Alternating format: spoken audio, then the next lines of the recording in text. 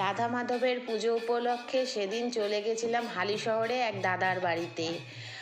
আর ছেলে যেতে পারিনি, ছেলের পরীক্ষা চলছিল বলে, তাই মা, আমি আর আমার হাজব্যান্ড চলে গিয়েছিলাম।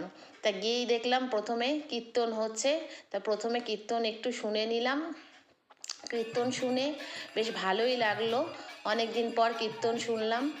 আর তারপরে একে একে ভোগ দর্শন করে নিলাম এবং ভোগারতি গানও শুনে নিলাম। ভোগ দর্শনে দুর্ভোগ কাটে, তাই সবার আগে ভোগ দর্শন করা ভালো বন্ধুরা। তোমরাও একটু ভোগ দর্শন করে নাও।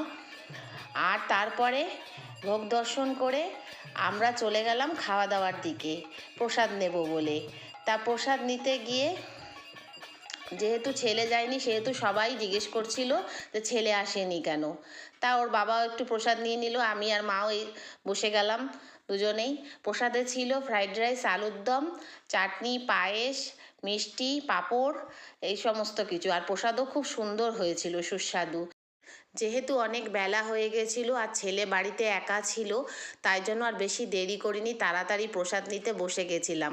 আর মা ও ভাইয়ের বউ একা রয়েছে বাড়িতে, ও শরীরটাও ঠিক সেরকম ঠিক নেই, তাই জন্য মাও আর দেরি করলো না, আমাদের সাথেই বসে গেল। তাই খাওয়া দাওয়াটা আমরা সেরে নিলাম, কমপ্লিট করে নিলাম। তারপরে ওরা একটু ছেলের জন্য প্রসাদ দিয়ে দিল, আর সেইটুকু নিয়ে ধীরে ধীরে ভাবলাম এবার বাড়ির দিকেই রওনা দিয়ে দিই।